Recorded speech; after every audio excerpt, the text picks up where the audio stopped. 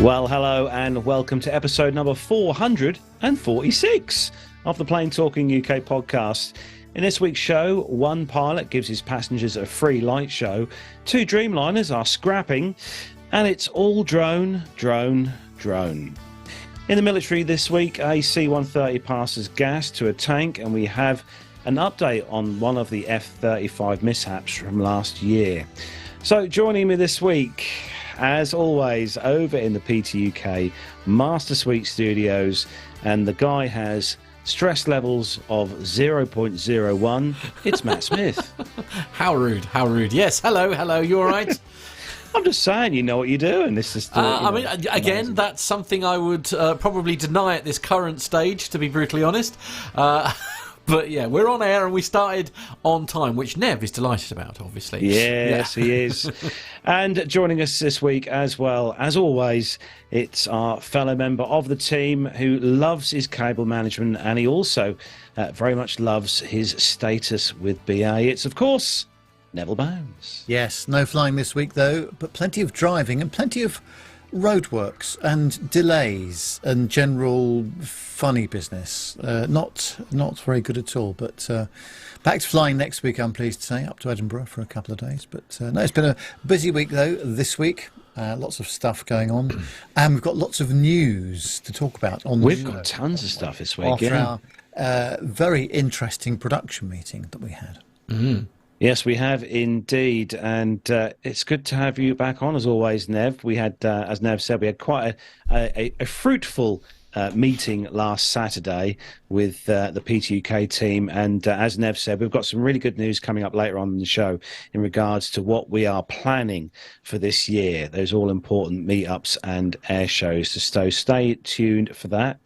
Armando unfortunately can't join us this week. He's doing, as you all know, what Armando does best, which is fly that glorious Hawker jet. He's at flying somewhere over in the US at the moment, but I think he's actually getting the aircraft ready at the minute. Guys, he did pop say in hello. briefly, didn't he? Yes. He popped in briefly, yeah, before we went live on air. So he's busy getting he's doing his checks, I'd imagine, right now, getting ready to fly away. So we're going to say a big hello to everyone who's joined us in the YouTube chat room this evening, and we're going to say a quick hello to who's at the top of the pile here. We go, Richard Adams. Hello, Richard.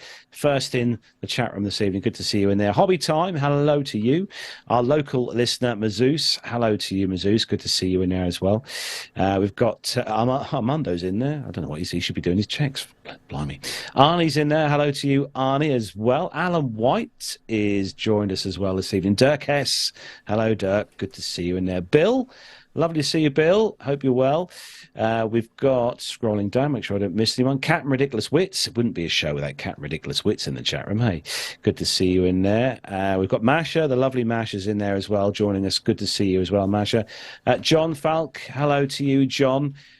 He's joining us for a short time this evening as he's in Mexico. Oh, my word. Wow. The time is there. As you do. Same as the US mostly, I think, to be fair. Yeah. The Airstig, hello to you as well. Airstig says, time to deploy the mug. Yes. Ooh. Filled with tea and coffee, I no doubt. Of course. Just like Armando would do. We've got Neville Bounds in there, obviously looking after things. Aaron P, hello to you, Aaron. Aaron P says, what's that old-fashioned aircraft behind you, Carlos?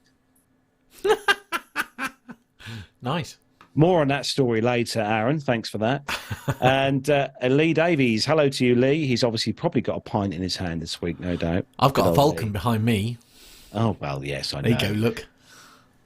So actually, we've got some sort of new related news on what we're doing later this year, which is related to that aircraft behind you, Matt. But more on that later, okay. Obviously. What, this specific one or just this particular? No, not that particular one, but one very similar to that one actually. But and it does take us back a few years. But as I said, more news on that later, guys and girls. More news on that later.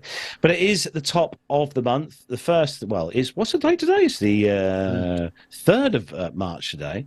And as always, at the beginning of the month, Nev is going to say a special thank you to those people that are awesome.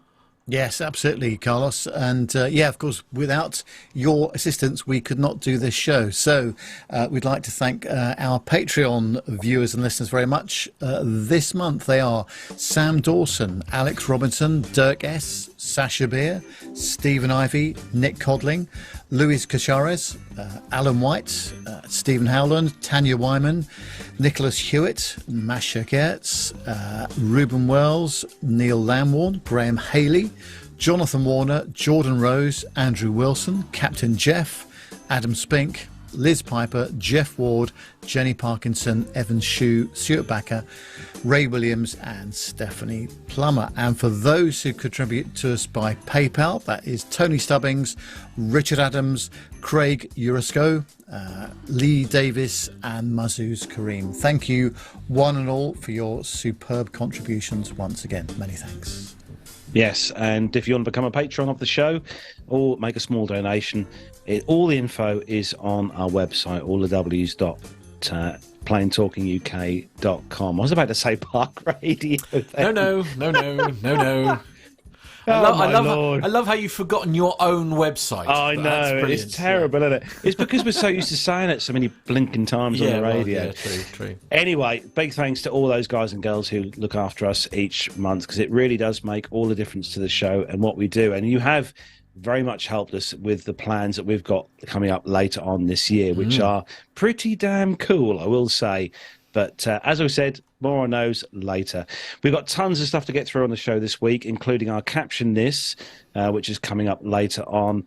And we've also got, this week, a very, very special segment sent to us from a couple of guys who also didgeridoo a podcast like us.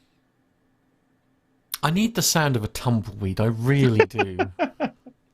Anyway, if all the team's ready, are you After that ready, joke, guys? not a hope in heck. Let's do some commercial news. Are you ready, Nev? Absolutely. Please take your seats and fasten your seatbelts.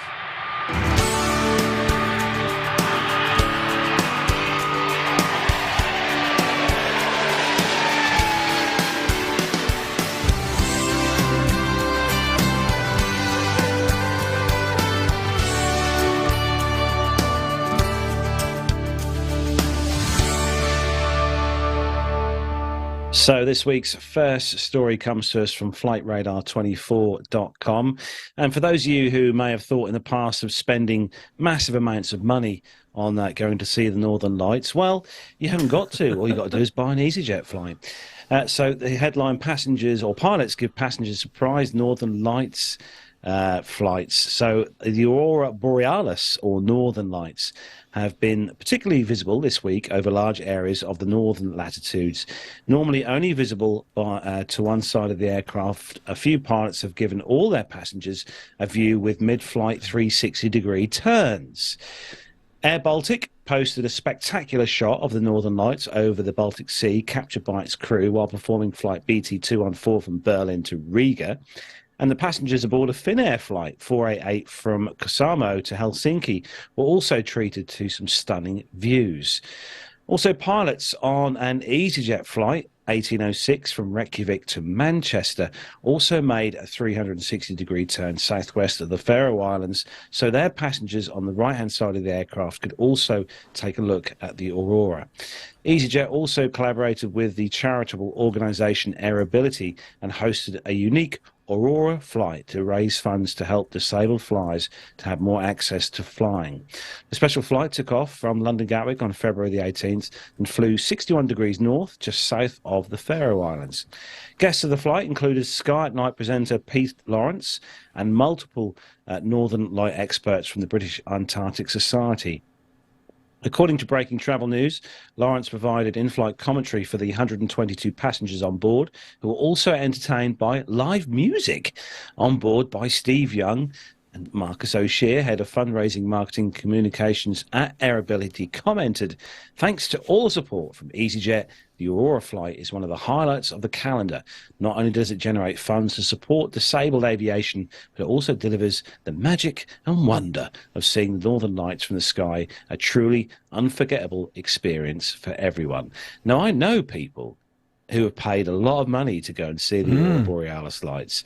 And I tell you what, if you paid, 80 quid for your EasyJet flight, and you've got this experience on board an aircraft, because you can see it from the ground, obviously, but what an experience to be able to see that from the sky, from the air rather than on the ground. Yeah, absolutely. And of course, let's not forget across the east of England here, friend of the show, Dan Holly. I mean, he posted some pictures that he took. So he's in our same part of South Norfolk. And he's got some absolutely stunning ones, not with the green glow, which I thought was kind of interesting, actually. It had more of a red tinge to it, which was absolutely fascinating. But of course, he's quite lucky, again, like we are. We live in a part of the world where light pollution is not a huge thing. And yeah, it was actually visible right here, both on Sunday night and Monday night. Unfortunately, I didn't have my phone with me. Otherwise, I'd have taken some photos as well. But it was quite. I mean, it was a little bit on the dull side. But again, if you've got the technology to sort of make the old iPhone does a very good job of doing pictures in the dark and stuff. And yeah, absolutely stunning. I mean, as you say, many people have spent a small fortune trying to see these things, and it was available right here in the east of England. UK. Yeah, absolutely crazy. Have you had a chance to see these, Nev, in your lifetime? Not quite, no. Well, I did go quite north of Sweden many years ago, and it was fairly, the nice thing about that part of the world as well, a bit like the rest of Scandinavia, there's not much light pollution, so it was possible to see some of it. Nothing like we've seen in the last couple of days, though. Absolutely spectacular. Yeah, beautiful. Yeah, so food for thought, guys and girls. For next time, when the conditions are right, just book yourself an EasyJet flight or another one. Save you a fortune. Yeah, absolutely. Small fortune, indeed. So, Matt, next story for you, and don't drone on too much, will you, please? Again, producer John, who is actually with us this evening, please can you find me a tumbleweed sound effect so that I can have that in the file, please. I'll leave that with you. Yes, the next story number 2. It's been a while, I think, since we've had it's drones, isn't it? Oh dear, I thought it was because it was Irish websites and stuff. I immediately assumed it was Ryanair. Obviously not. 3 flights diverted from Dublin. Okay, I don't know what happened there. Sorry, something just went really strange in my ears there. 3 flights diverted from Dublin Airport after a drone sighting. Okay, I'm just going to have to do something, sorry, because it's not working properly. Bear with. Sorry. Okay, 3 flights diverted from Dublin Airport after a drone sighting. Dublin Airport was forced to suspend flights for 30 minutes Thursday night due to a confirmed drone sighting. The event marks the 6th such suspicion since early January due to drone activity. Ryanair's flight from Stansted to Dublin was diverted to Shannon, and Emirates' flight from Dubai to Dublin was diverted to Shannon, and a Ryanair flight from Budapest to Dublin was diverted to Belfast. The diversions have led to increasing calls for anti-drone technology, which many European airports already have. Ryanair CEO Michael O'Leary says there is no need for legislation to allow the use of anti-drone technology at Dublin Airport, adding that the Minister for Transport should make a decision to allow the use of such technology. He should make a decision to take drones down. Who's going to sue him? The drone operators? Transport Minister Eamon Ryan responded that the solution is not as simple as suggested by O'Leary. He said he would bring a memo to Cabinet next Tuesday to address the issue, but that the solution would not come into effect immediately. The current technology in place at Dublin Airport can detect the drones, but lacks the ability to use it to bring down said drones. So, I mean, this is an interesting one, really. I mean, I'm very lucky that I've got a drone. But I mean, I guess, Carlos, it's like, I mean, what do we think about this? Because, I mean, obviously the impacts on flights it's obviously becoming an ongoing problem. Yeah, I mean, we've seen this not just at Dublin. We've had this happen here in the UK where they've shut down Heathrow, and I think Gatwick as well had their issues with this. Yeah, Gatwick had this. I'm not sure if Stansted had the problem yet, but the problem is when they have this kind of issue, that's a shut down. That's it. As soon as they're spotted, it is a complete shutdown, and it does have a massive knock-on effect, not just for that particular day, but a knock-on effect right through the rest of the sort of schedules for the week. But it's something they have to do, because the last thing you need is an engine ingesting, even though they're small. I mean, the drone you've got, Matt, is what's about probably about 20, 25, 30 centimeters wide. No, it's probably yeah. It's probably slightly bigger than that. I would say probably nearer sort of the 50-ish mark. But because it's quite a big one. It's not heavy by any stretch of the imagination. No. But it is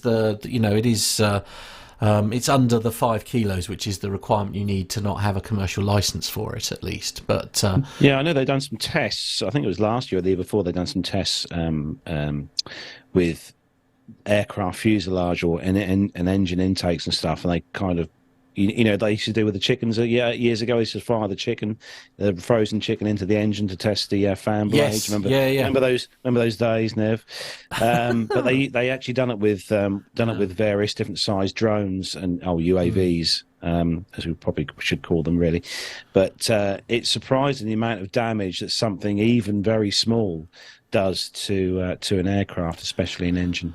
So, I mean, do we think that legislation is going to? I mean, is it something that's needed, or is it just that the police? Well, not so much the police, but the airport itself needs to police its own boundaries, essentially.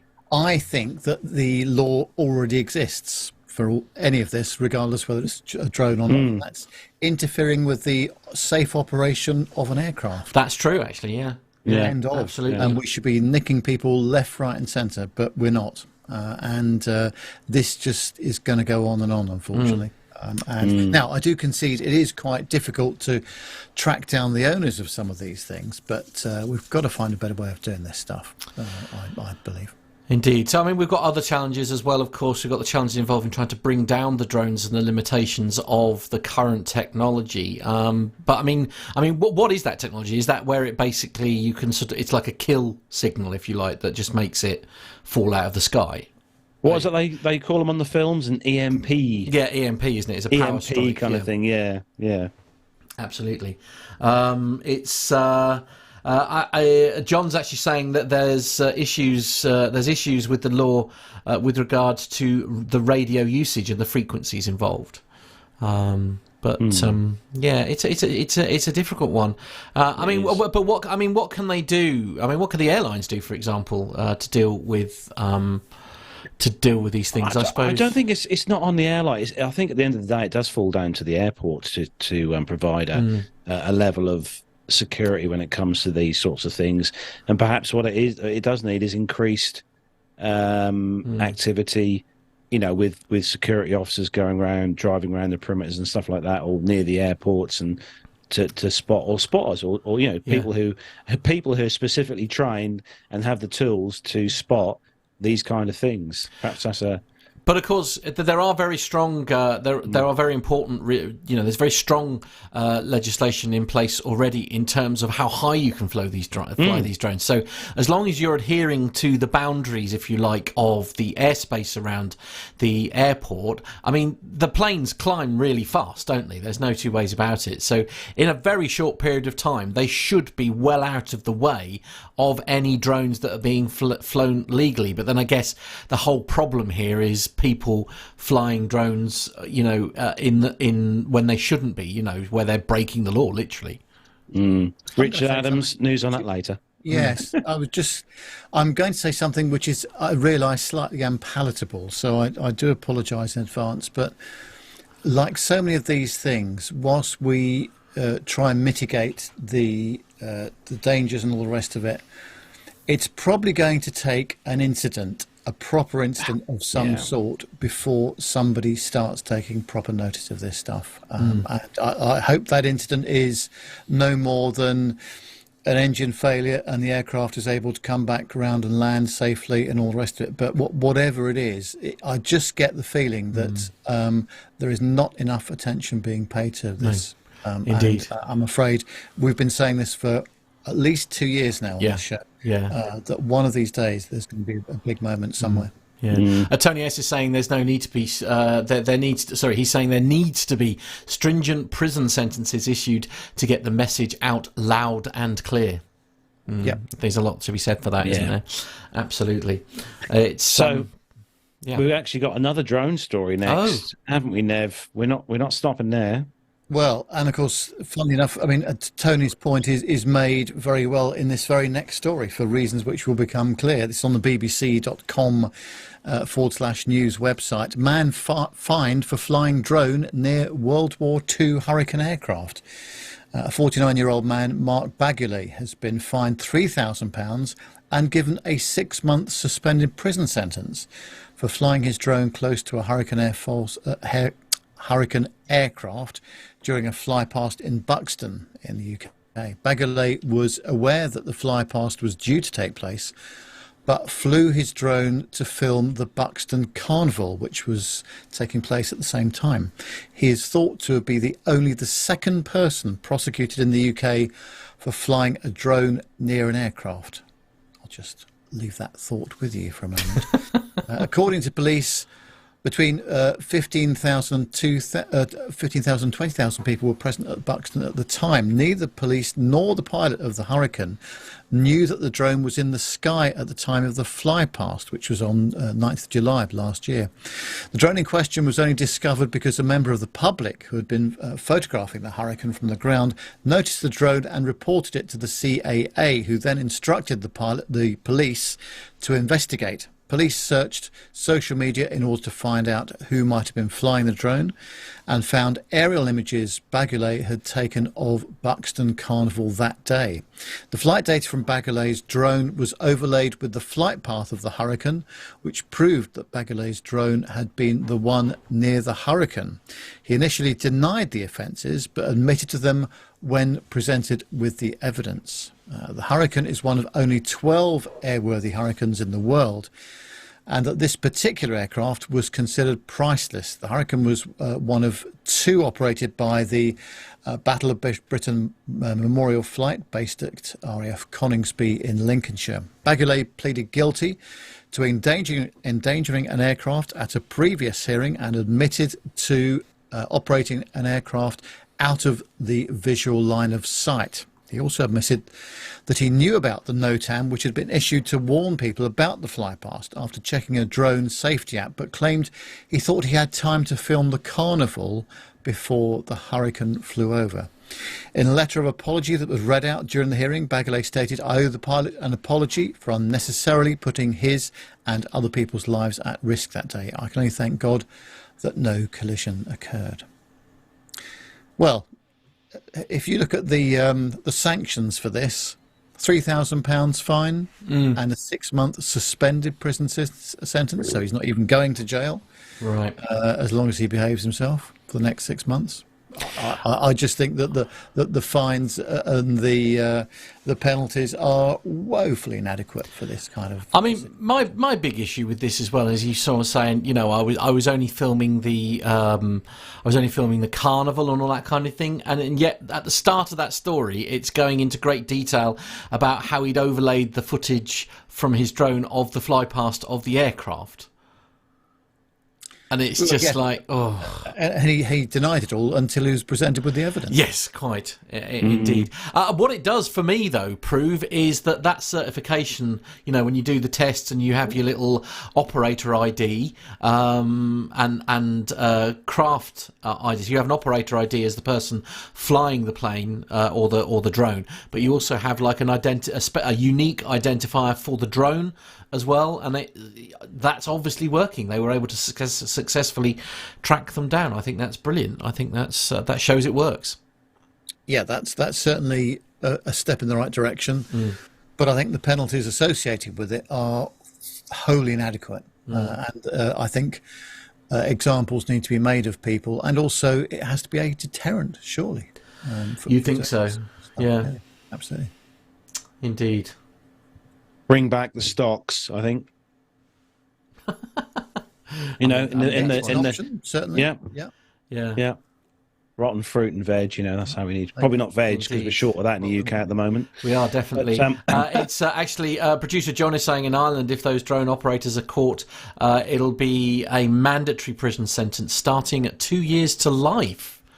There you go. So it looks like they're taking it much more serious because you're endangering an aircraft, and the outcome could be, very, very significant. I would argue maybe that the particular aircraft that we're talking about here, with its propeller, I'd like to think it wouldn't necessarily cause too much harm to said machine. The drone will be dust, I think, but because I guess you've got a minimal risk of it being sucked into an engine in that particular. Environment. Oh no, I think broken propellers and all the rest of it. True, that's not where you want to be. No, good point. Yeah, good point. Well made. Yeah. Even if those aircraft are very well made aircraft. Well, true. They are. Yeah. Bulletproof, some might say. Well, yeah. Next story. And this comes to us from flightradar24.com.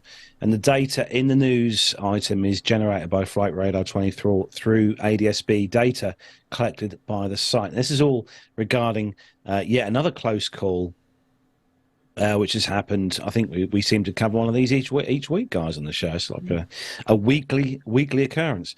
The FAA is investigating a close call between a jet Learjet 60 and a JetBlue E190 in Boston on the 27th of February.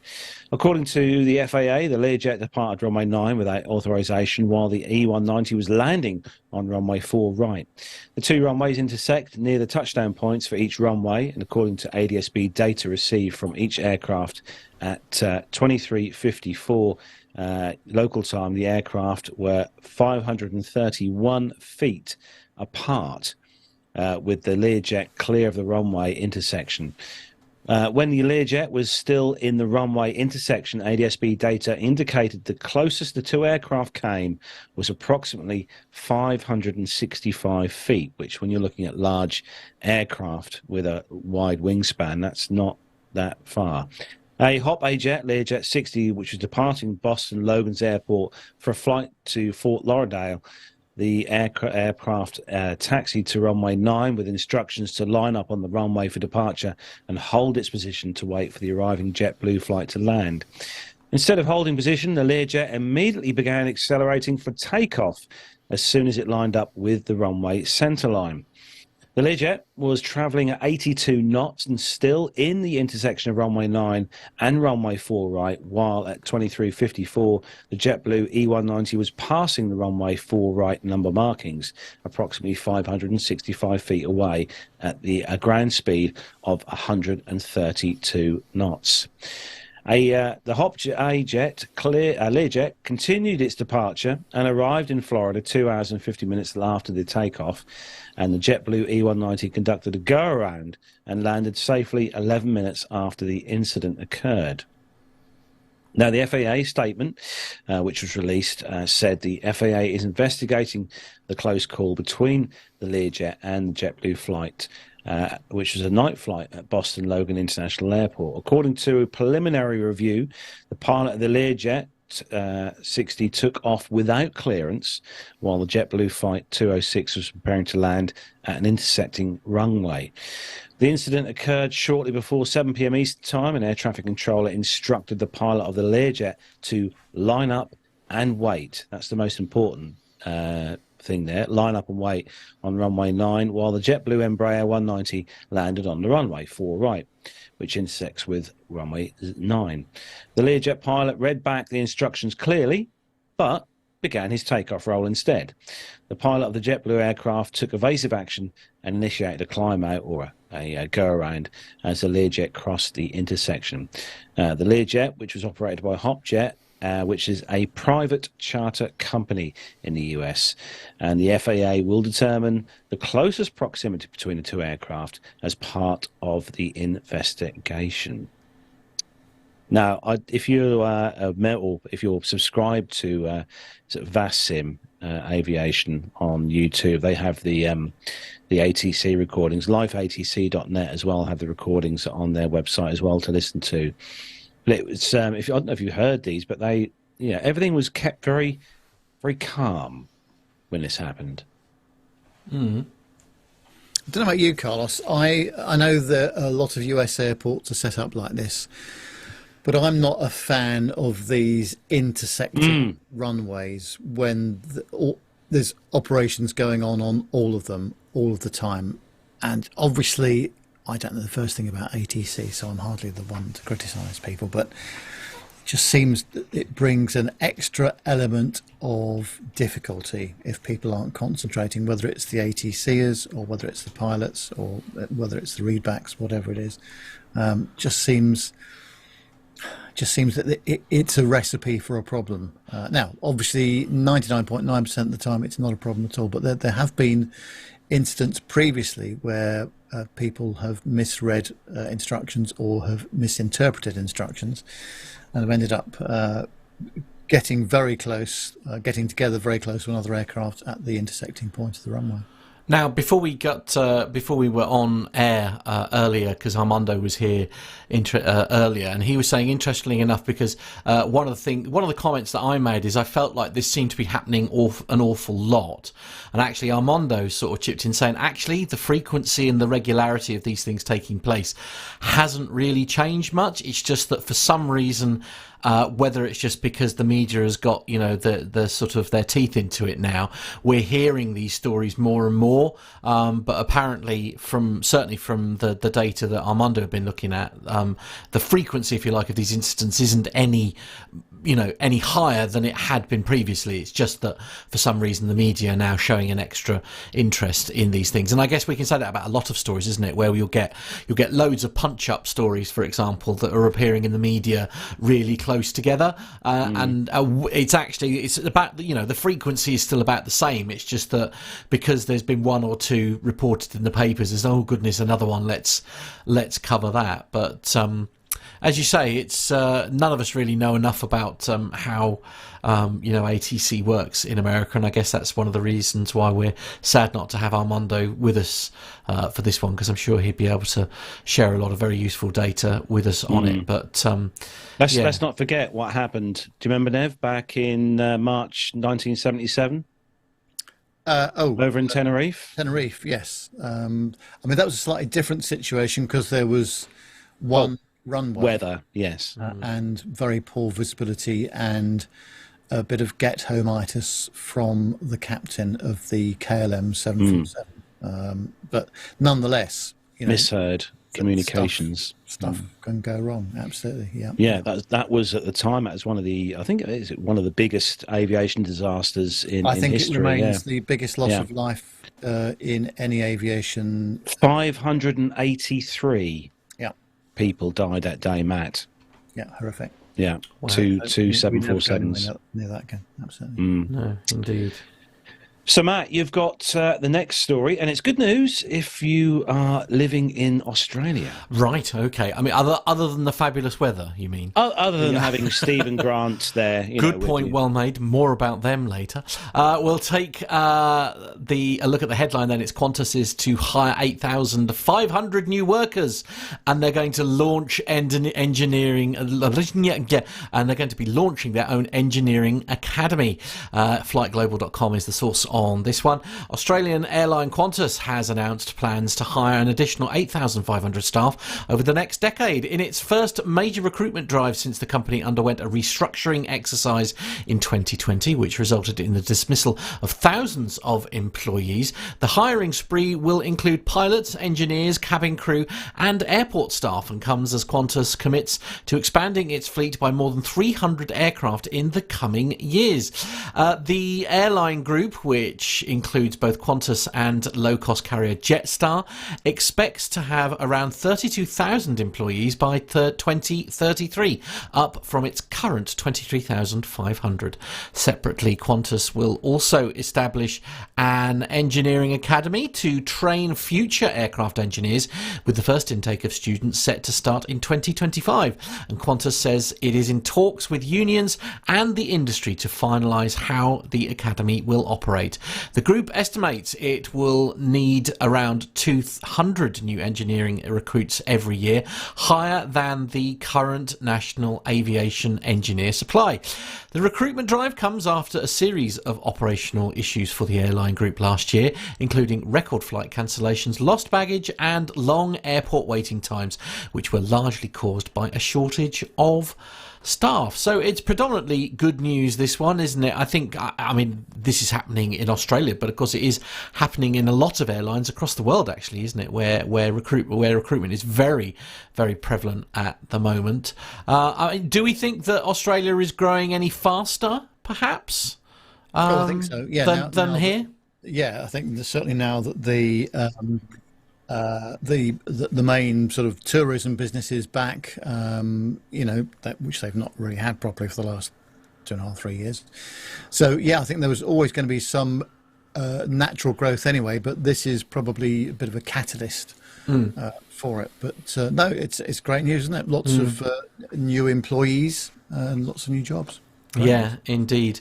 I mean, there's certainly lots of, pay incentives and working condition benefits, if you like, I suppose, to working for some of these airlines, and I'm sure it's the same with a lot of the airlines across the world. Like, I mean, I know Emirates have got some good packages.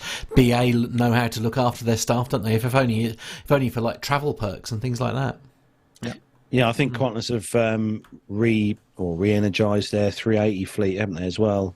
I think they've brought their 380s back online. So obviously the 380 needs a few more crew than a normal 777. I must say, when I was boarding my 380, or just before I boarded the 380 at Terminal 5 the other week, when the crew turned up, you think that the whole of BA's cabin crew have just turned up to operate this flight. There are a lot of cabin crew.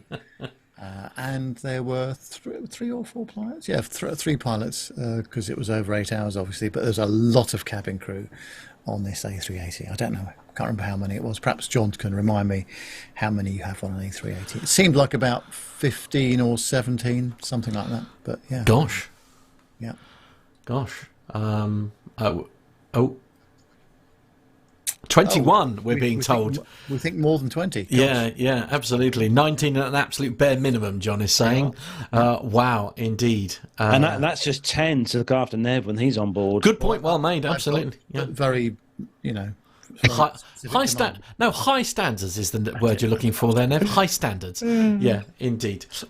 Anyway, moving on. Nev, you have got the next story all about Virgin. Yes, Virgin Atlantic has become the latest member of the SkyTeam Global Airline Alliance, formally entering the group on 3rd of March 2023, just today, in fact. The UK-based airline joined SkyTeam's transatlantic joint venture partners Delta Airlines, Air France and KLM as its first new member airline in 8 years, and the first in the UK. British Airways, a founding member of the rival One World Alliance, is the only other UK member of the Global Alliance. Virgin Atlantic's CEO Shay Weiss said that the move was an important milestone in achieving the airline's vision to become the most loved travel company. The move marks a significant development for both Virgin Atlantic and SkyTeam. For Virgin, joining the alliance provides greater connectivity and maximises the opportunity for its frequent flyer programme members. For SkyTeam, adding Virgin Atlantic as a member gives the alliance access to the airline's most popular destinations, excuse me, as well as enhancing its network in the UK. Virgin Atlantic Flying Club Gold and Silver members now receive reciprocal elite recognition when flying with other SkyTeam member airlines. Gold members get SkyTeam Elite Plus status, while Silver members get SkyTeam Elite status. Other SkyTeam member airlines elite members receive reciprocal elite recognition when flying with Virgin Atlantic, including reciprocal lounge. access. I must say, I thought they already had that. I know that certainly Virgin and Delta were doing a lot of tie-ups anyway, but obviously this is now an official alliance so that they can use each other's lounges and that kind of thing. So it's actually probably more likely to be code shares, John says. So yeah, that's true actually, isn't it? So that's probably good news, certainly from a connectivity point of view. I think that makes a lot of sense. And yeah, they've probably needed to be part of some alliance for some time. Obviously, they were never going to be part of One World with their bitter rivals, British Airways, in that. But nonetheless, it's good news, I think, for them. Yeah. I mean, I've flown a Virgin Atlantic a few times, but yeah, it's good. It's about time they joined some sort of club, as to say. Next story. And I can see why John has put this story in for me here. I better get my credit card ready. This story comes to us from Aviation Online and Airways Mag and Aerotime.aero. And two Boeing 787s that were operated by or operated for Norwegian, the first commercially operated Dreamliners to be scrapped. Yes, you heard me right. They're actually going to be scrapping the first two 787 Dreamliners. Kind of, says John. Well, they're scrapping these anyway. They've made news, so I have my card ready to go online and buy some bits. Did the wife hear that? No. Okay. Dublin-based aviation asset management and trading company EIR Trade Aviation will manage the dismantling of two 787-8 aircraft that have been retired from commercial service. Both aircraft, registrations Lima November Alpha MSN 35304 and Lima November Bravo MSN 35305, operated for Norwegian Airshow, have been in storage since 2019. Airtrade will disassemble the aircraft simultaneously with the spare parts expected to be available by the end of the first quarter of 2023. Airtrade CEO Ken Fitzgibbon explains that the timing is perfect as the 787s are approaching their 12-year checks, and disassembly will allow operators and maintenance companies to access usable material, or USM, for the aircraft, thereby reducing maintenance costs. As no 787s have been retired from commercial service to date, there is almost no USM market for this platform at the moment. Airtrade is entering into a specialist area and hopes to become a market leader in the provision of USM for the platform, reducing the costs of maintenance events for 787 owners. Airtrade will carry out the dismantling of the two 787-8s at its facility in Prestwick in Scotland, in the UK, or in the UK or Scotland, I should say, within the British Isles, with parts stored in Ireland, and the spare components will allow other companies and maintenance and repair and overhaul, or MRO, service providers to access parts at reduced prices, as the aircraft type is in high demand in today's market. Airtrade is no stranger to disassembling new technology aircraft, having previously been involved in the first A380 aircraft to be retired, and one of the first companies to disassemble the CFM 56 7BE engine. The disassembly process is expected to take around 3 months, with Stephen Trowell, hangar manager for Airtrade Aviation, stating that there's been a huge interest in the aircraft, and the Dreamliner began commercial operations back in 2011. And while these two 787-8s will become the first commercial aircraft of the type to be scrapped, Boeing previously scrapped another frame, a 787-8 bearing manufacturer serial number 40694 and line number 5 back in April 2018. The aircraft was a test bed for the type, having flown for the first time back in June 2010, and it was never delivered to an airline and was stored at Painfield in Everett, Washington since 2013, according to planespotters.net data. So, the question is, who's going to be selling the bits? One question from Dirk S is saying, as you can probably see on the screen there, why bother buying pieces of plastic, Carlos? More Tupperware, Dirk S. Lee Davies is suggesting more Tupperware, Carlos. Great news. Don't put it in the microwave, is what's going on. They're having like a chat between each other here. I quite like this. I just want these bits here. I want these bits. Right, These bits here. Describe that for those who are listening online. Oh, sorry.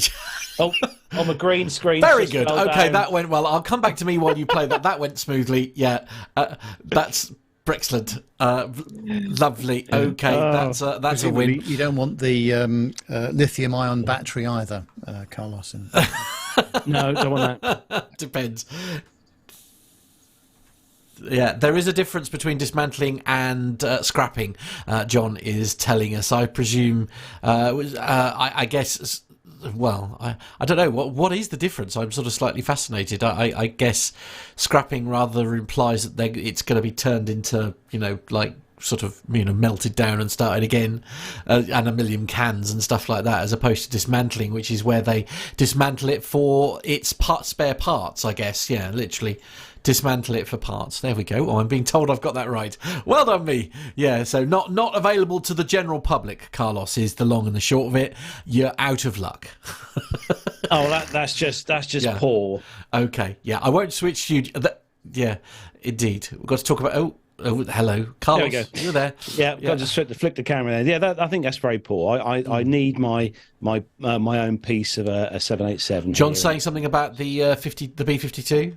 Yes, the B-52. So there was a bit of news this week, actually, in regards to this sort of longevity of aircraft. As we all know, the B-52 has been in the skies for about 6 million years or thereabouts. And apparently the Rolls-Royce are in the process of testing the new engines that they're being designed to run for the B-52s.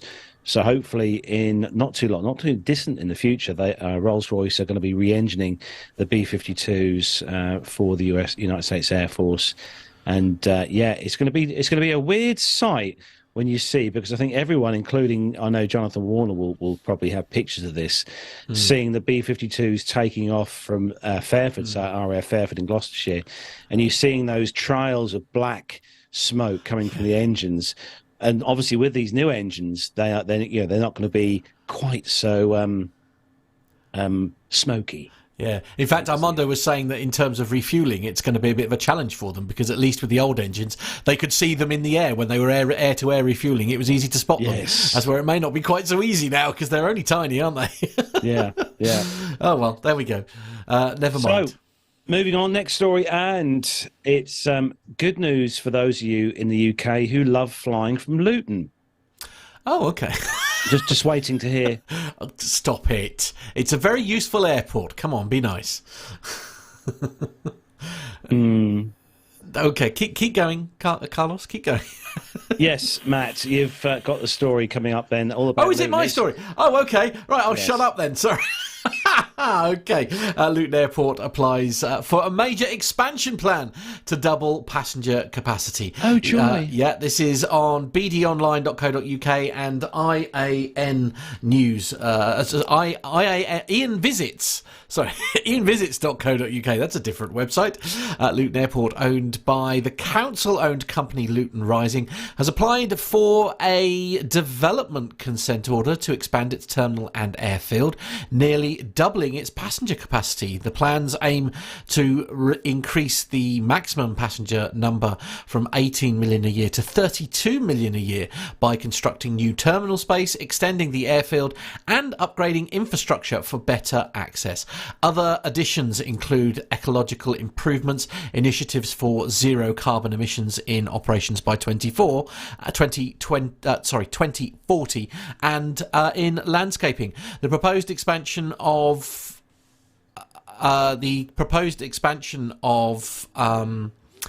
the new terminal will provide more check-in desks and more check-in desks, security lanes and retail space, improving the overall experience for passengers. The earthworks to extend the airfield will allow for the use of larger aircraft, making the airport more attractive to airlines and potentially leading to more destinations being added to the airport's roster. The airport has committed to investing £1 million in programmes tackling decarbonisation and social deprivation in Luton and neighbouring communities for every passenger above the airport's current capacity, which could amount to around 14 million. If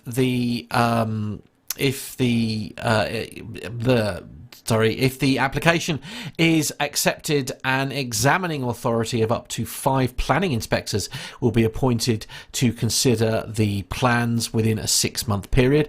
A full public examination is not expected before late summer, the airport said. In related news, the shuttle railway linking London Luton Airport to nearby railway station will partially open on the 10th of May this year. The Luton Dart, that's the direct air rail transit, is a new automated people mover that connects the airport terminal and the mainline railway at Luton Airport Parkway in just over 3 minutes. While it was seriously delayed and over budget, it will initially be free to use for about 4 hours a day and will eventually replace the current shuttle bus service. It'll be fully operational by the end of March, and passengers will need to pay £4.90 for a single journey, with concessions available for those who hold a bus pass or reside in Luton. The 4-carriage 170 capacity Dart will provide step-free indoor transfers between the station and airport in less than half the time and twice the frequency. Luton are also looking for volunteers to help in trial situations, including fire evacuation, station evacuation and a series of customer service scenarios. Now, we've got some pictures here about that are involving the alteration. So these are the proposed plans for expanding the airport. I mean, it looks very square. I mean, it does look, mind you, I mean, you say that in a sort of like a negative way, Carlos, but let's not forget that the design is not massively dissimilar. And, you know, Stansted is quite a square footprint, shall we say. I know the design is much different, obviously, because it... it looks miles better than the current Luton Airport. Yeah, indeed, absolutely. It's definitely a sort of step in the right direction, I think. I mean, you've obviously had some bad experiences at Luton. I do completely get that. It was mainly due to the building that was going on there and the times that were flown from there. And Luton, as you probably know, Matt, Luton's not the easiest airport to get to from where we are in the UK with the road networks and stuff. It's a bit of a... Mind you, if you're able to do it by, this Dart thing looks absolutely fascinating. It's sort of like a modern upgrade, I suppose, on the DLR, I reckon, Nev, would you say? Yeah. Yes. I mean, Luton Airport does come in for a lot of stick, quite rightly, in my opinion.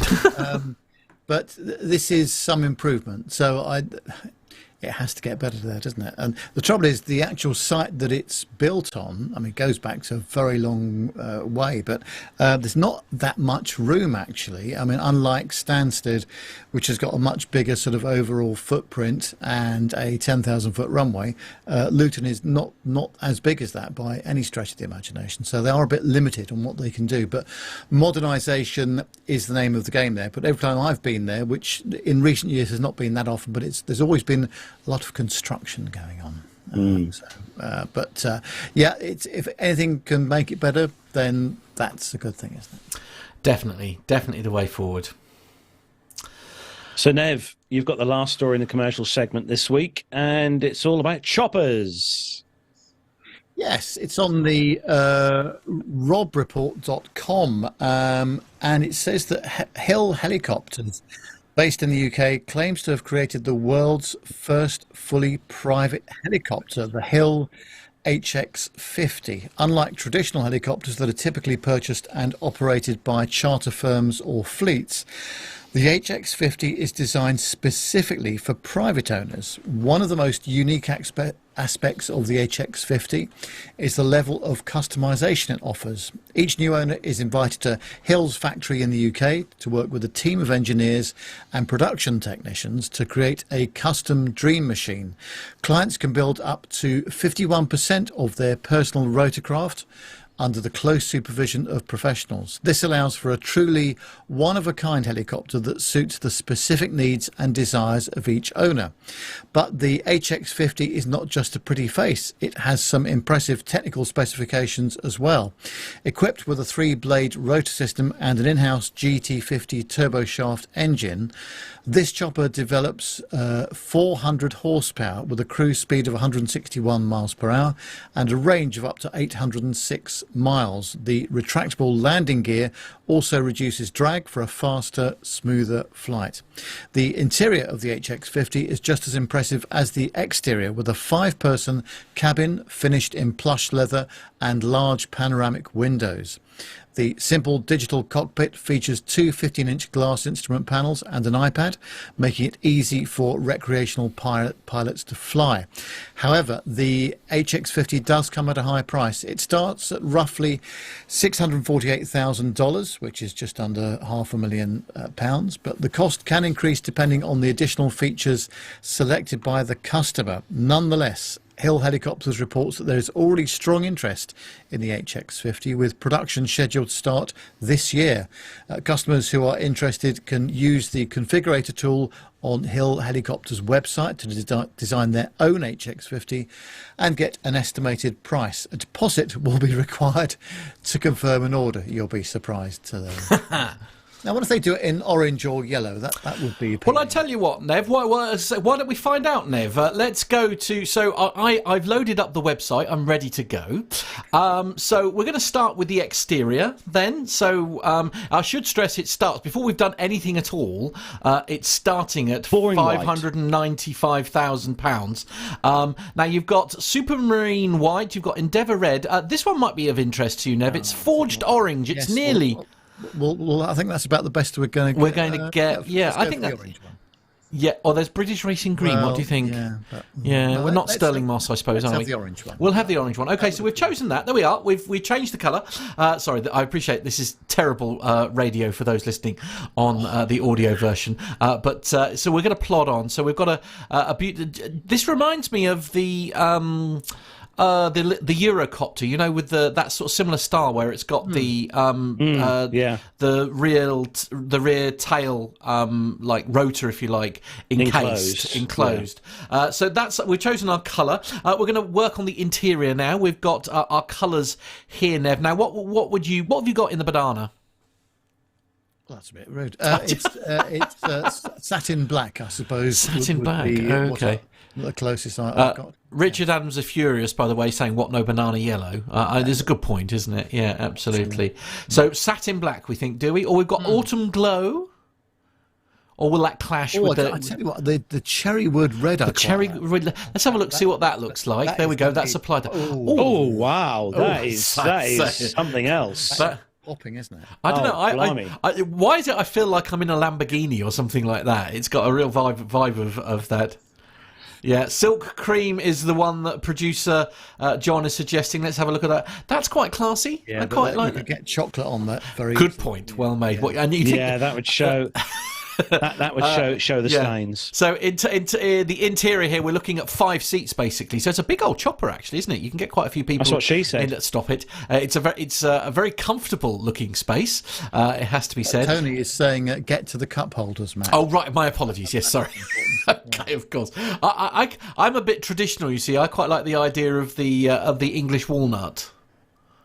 Oh right, okay. Oh, no. No. Okay, all right. No. Back to the That looks like. good point. Yeah, that looks like our show intro text. Yes, but the swatch palette doesn't really bear much relation to what you actually get when you press the button. Okay, no, that's true. Now the good news is it's still remaining at £595,000. If we click on the pictures at the bottom, apparently we can see different parts of different views. If you look, different angles of the aircraft.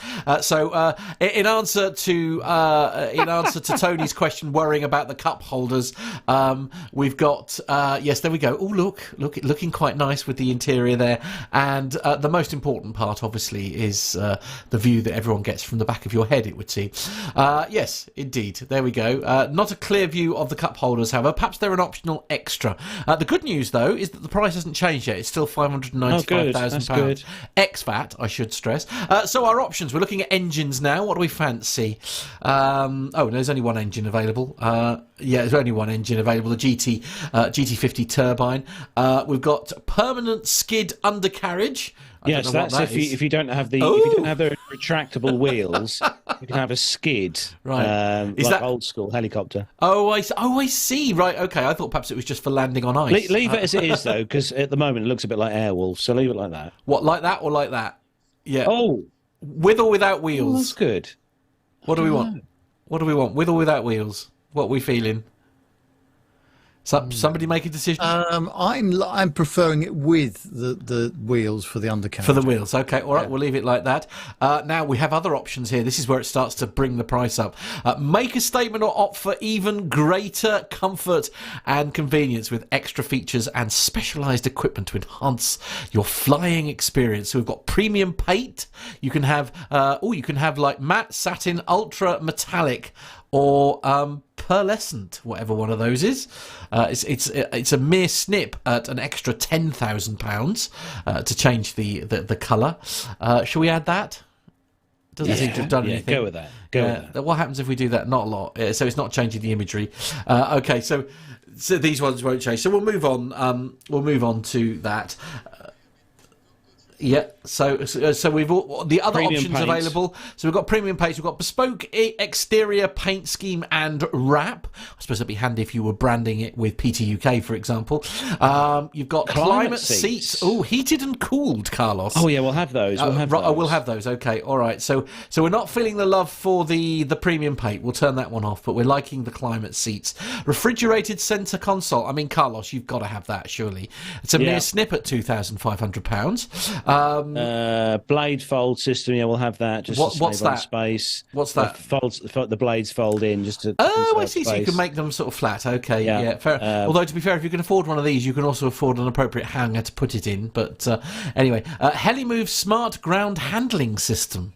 Yeah, we'll have that as well because it's a heavy old beast. So right, okay. So you haven't got to push it around yourself. Okay. Yeah, we'll have is that like a motor mover for a caravan, but for a helicopter? Is, yeah. Right, okay, very good. 4-axis advanced autopilot. Yeah, definitely have that. Right, okay. I don't want to alarm you. It's £25,000. Oh, that's any money. Okay, right, fair enough. Lovely. Yeah. No wonder your wife gets stressed. Hill advanced digital cockpit.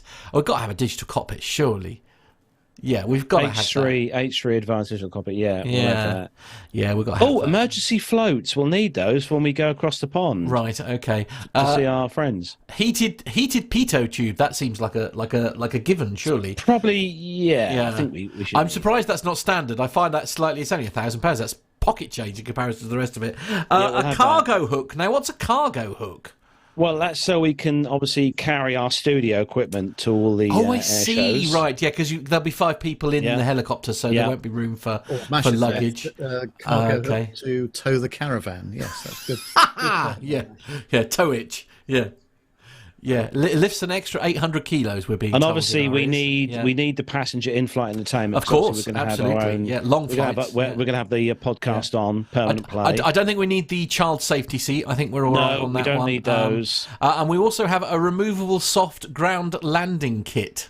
Well, Armando's going to be flying it, so we don't need that. Issue. Okay. No, we don't need that. So we're currently at £716,000. I'm loving the fact that they're not rounding it up at the moment. They're just rounding it up. They're not sort of giving us silly amounts. So those are all our bits and pieces. The estimated price for our shall we book a presentation? Let's not. We're looking at so the estimated price. So the base price was £595,000 with all Carlos's optional extras because he just doesn't care. £716,000. There you go. That's how much that aircraft will cost you. What a lovely. Did they do a scrappage scheme for my old Audi? Tony is asking. Nev? Well, no, it's unlikely, Tony. Is it? Sorry. Right, okay. To be fair. What a show. Oh, hang on. Sorry, I missed that one. Bill was saying, how much does Seat 1A cost in that? Yes, well, that's going to be up for negotiation, isn't it? I think, Bill, definitely. And that's Bill's going to be an also embossed asking, seat. will it be Patreon funded? Of course, 100%. Yeah, absolutely. And Captain Ridiculous Wit, sorry, go back one, please, John. No, okay, all right, fair enough. Okay, what did I miss? Bespoke wrap with flames is Masha's suggestion for said aircraft. That's probably not a bad shout. And Nick is saying, I don't want any skids in my undercarriage, thanks. A good point, well made. I think it comes with, full set of carpet mats. One would hope so. You would negotiate with your garage. And flaps. They say to ask them to throw those in. And the tree, you need the scented tree, don't you? That's hanging from the wing mirror. Richard says he'll have one. What? No free full tank of fuel at delivery time. Forget it then. Throw it away. Yeah, absolutely. There we go. Well, that was a lot of fun. So we've designed an aircraft which none of us can afford. Winning. Excellent. It's nice to look at, so we don't worry. Absolutely. I love it. Loving the paint job.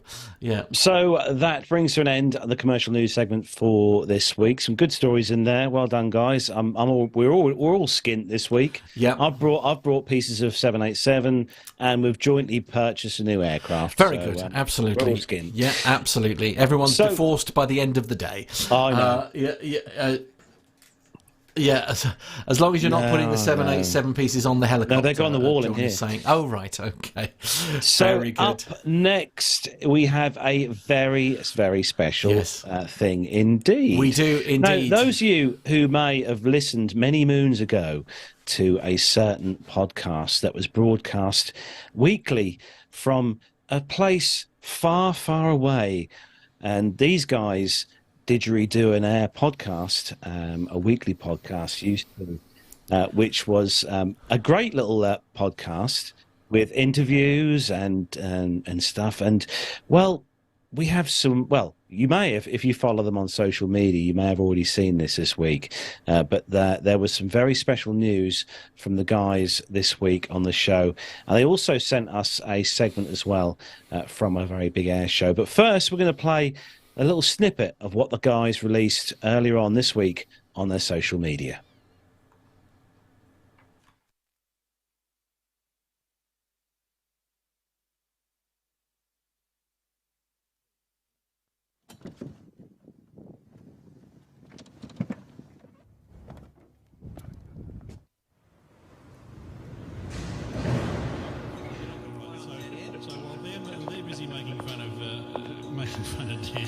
You're going to do some more crawling on the chance that Dan Air will hire you. That's exactly right. That's exactly right. Vision with a V, by the way, Dan. That's right. And Dan, I do have my commercial ticket. It's not current, but I can fix that problem. And mine's American, so you know. Why are we all looking at the camera like Dan's actually?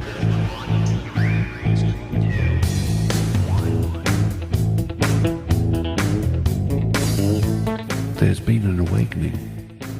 Have you felt it? You're not going to say you're my father now, are you? Yes, they're back. Yes, the Plane Crazy Down Under guys are back. Well, they're back soon. Anyway, when they get their first episode all recorded and put together. But I had a little conversation with Steve Vischer earlier this week, and Steve and Grant are both at Avalon, which is a big air show going on over in Australia at the moment. And I asked Steve, I said, Steve, can you do a little something for us here over in the UK? A little bit of a segment for PTUK. And Steve said, yes, of course I will, Carlos. And this is what Steve sent over. Well, Steve, I think we're at an air show. We must be at an air show because I can see all these planes around. In fact, there's even some European planes here. Can you believe it? I know, the A400s. There's one from Malaysia, but it is a European aircraft. But there's also the one from Germany, the Luftwaffe. They're here, and they actually have a big splash paddling pool under the wing of the aircraft and a bar. Well, hi there, folks. It's Steve Fisher and Grant McHerron here reporting to you live for PT UK. Yeah. I've never said that before. From the 2023 Australian International Airshow here at Avalon, about 50, 60 k's to the south of Melbourne, just north of Geelong, for people who might be familiar with this part of the world. Yeah, southwest, but yeah, it's you go south that far from Melbourne, I think you wind up in the water, don't you? But anyhow, pretty much, yeah. But that's going the wrong way because we need to be going north to PT UK land. Yes. And in fact, we got a little bit of PT UK's homeland right here, didn't we? We sure did. Let's have a listen. Henry Sayers from the UK government. Mate, welcome to Avalon. Welcome to Melbourne. Are you based here in Melbourne? No, based in London. It's a pleasure to be here. That's a long haul. That is a really long haul. It's a very long haul, but it's worth the trip. Okay. We're celebrating the second anniversary of our UK-Australia space bridge last week, and we're celebrating our first trade delegation to Australia, and one of the largest we've done internationally as well, with 23 UK space companies with us.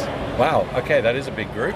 And of course, there's also AUKUS going on the military side as well. Absolutely, so, yes. Yeah. We plug into them very regularly, working with UK Space Command that have been here this week. Okay. And our High Commissioner gave a speech on Tuesday night about the significance of our AUKUS relationship and being able to reinforce our defence capabilities. I believe that was at the National Gallery of Victoria. That's right, yes. Yeah. Okay, so how's the show going for you? It's been brilliant, yeah. It's been absolutely fantastic to be able to engage with all the states individually, being able to meet with so many companies across defence, space and aerospace.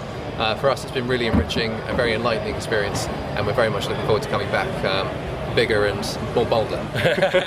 Was the focus more on the defence side of stuff this time around, or civil aviation as well? So the high priority for us this week has been on the space sector, but my colleagues in the defence realm, they've been coming here quite regularly as well to reinforce those AUKUS discussions. I think the High Commissioner alluded to some significant developments in AUKUS coming in the next few weeks.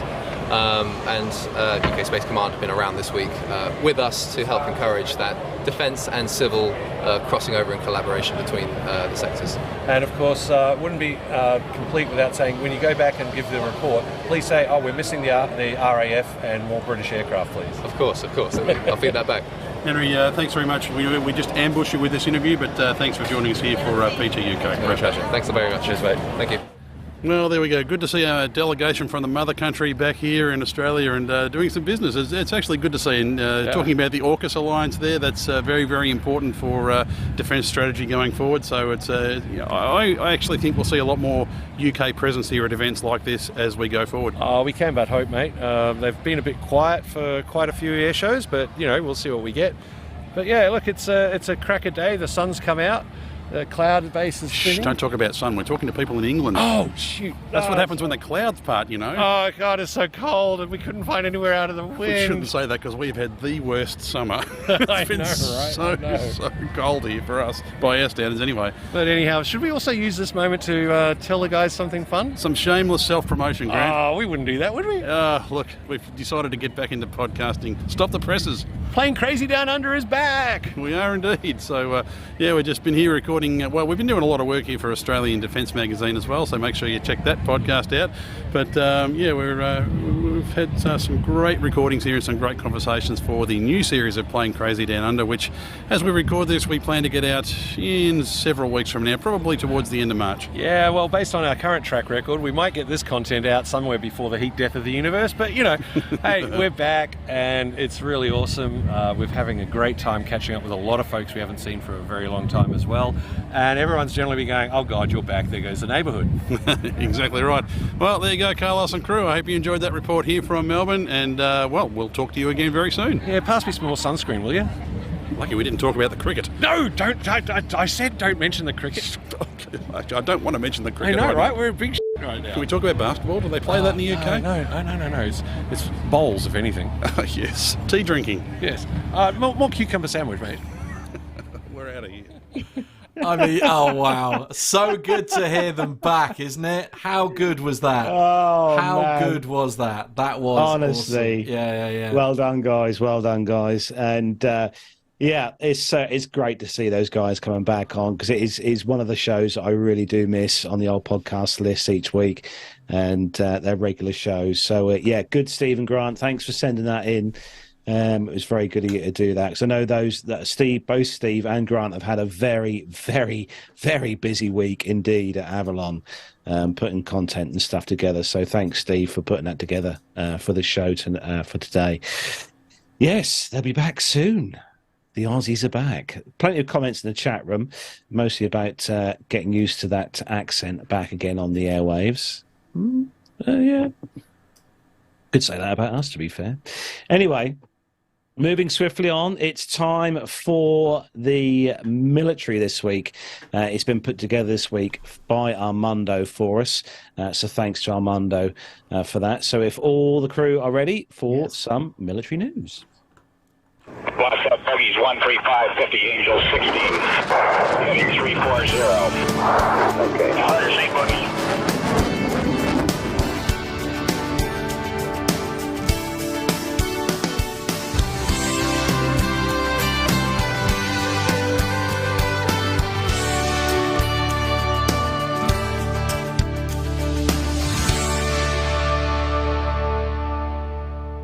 This first military story comes to us from the aviationgeekclub.com. The 317th Airlift Wing successfully passed fuel from a C-130 to an M1A2 battle tank using a piece of equipment called the Emergency Response Refueling Equipment Kit. This marks the first time in U.S. Air Force history that a C-130 has been used to refuel an Abrams tank. The photos that accompany the story, if you are watching the YouTube show, feature U.S. Air Force airmen assigned to the 317th Airlift Wing and some U.S. Army soldiers assigned to the 1st Armored Division running a fuel hose from that C-130 Super Hercules to an M1A2 tank at Fort Bliss, Texas. Now, the U.S. Army's main battle tank, the M1 Abrams, is the only mass-produced turbine-powered land vehicle in the world. Thanks to its engine, the Abrams is actually much faster than any other tank out there. The engine is remarkably quiet, too, and because of this feature, the tank is even nicknamed the Whispering Death. Now, this gas turbine engine has servicing intervals that are significantly longer than those of diesel engines and is a little bit troublesome to maintain. It has some very high fuel consumption when compared to diesel engines. Now, the Abrams AGT 1500 can be replaced in field conditions within about 30 minutes. Now, the M1A2 tank has been in the news recently because its potential transfer to Ukrainian forces. In fact, we think that they are now actually conducting some training in Germany for those forces into the Abrams tank. Now, C-130s use a similar technique to refuel helicopters and other aircraft in austere locations by using a specialized fuel distribution cart to transfer fuel from those C-130s to other aircraft. Often, this is done with everybody's engines running, whether it's a helicopter, whether it's a C-130. We've even seen some instances where they're doing some forward area refueling for A-10s or some turboprop aircraft, and most often this is actually done under the cover of night. This is a very, very dangerous operation, and marking the first time that they're transferring fuel from jet A fuel from a C-130 to an Abrams tank. You can only imagine that this is helping the U.S. military develop some sort of austere capability to refuel these tanks. So pretty cool operation. And, we'll probably see some more operations like this happen in the near future. So, yeah, it's... sorry, thanks for that, Armando. Yeah, having a couple of technical problems in the studio here, so apologies that things have gone a bit strange. But, yeah... It's kind of an interesting thought, a C-130 refueling a tank. Yeah, it's two different things. One's up here, the other one's down there. Yeah, you wouldn't have thought, sort of like, I mean, are they literally throwing a hose down to it? And you're like, a really long hose. Yeah, absolutely. A really long hose. Very bizarre sort of. It's a very sort of odd setup, really, isn't it? But hey, if it works, it works. That's the long and the short of it, isn't it? Perhaps they're doing it wirelessly. They're doing it wirelessly. Okay. Anyway, on to the next story from Armando. And this one is from the popularmechanics.com website. And in this particular story, Armando is going to be talking about the Air Force has grounded hundreds of jets because, believe it or not, their tails may fall off. Now, this next military story is from Popular Mechanics. The Air Force has grounded hundreds of jets because their tails may fall off. Now, something was off with a key component used to literally hold many U.S. aircraft together. and it resulted in the service grounding 207 vital aircraft, according to a TCTO, or a time compliance technical order that was issued in February. No, it wasn't an F-16. It wasn't a new F-35, which we love to talk about. It wasn't a almost 100-year-old B-52 or an A-10. Foremost, it was actually the workhorse keeping all of those aircraft refueled and in the sky. It was the U.S. Air Force's KC-135 Stratotanker. Now, this also affected RC-135 and WC-135 surveillance aircraft, which are extensively deployed to monitor the activity and technologies of foreign militaries, particularly China, North Korea, and Russia. Now, the offending items were first publicly revealed in February 9th on a memo posted to an unofficial Facebook page associated with Air Force NCOs. And apparently, it has to do with non-conforming vertical pins. 2 of these 5-inch pins that are used to bear 90% of the load fixing the vertical stabilizer, or the tail fin, on the C-135 family of aircraft.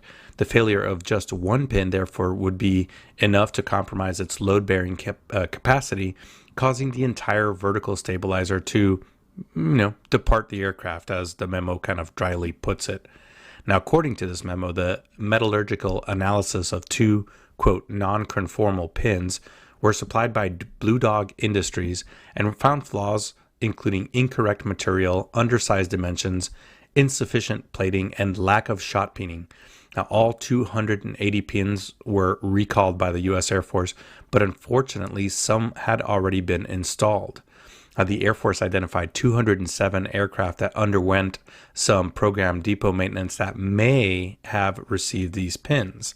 Now, while the service is undertaking tests to figure out whether or how much those flaws degrade the pin stability, it chose to accelerate the pin's removal from operational aircraft so as to, not risk any tails falling off at any inopportune moments. Now, the danger of this kind of incident is no joke. In 1985, a Japanese 747 lost its tail mid-flight and plummeted into a mountain, killing 520 individuals in one of the deadliest aircraft accidents involving just one aircraft.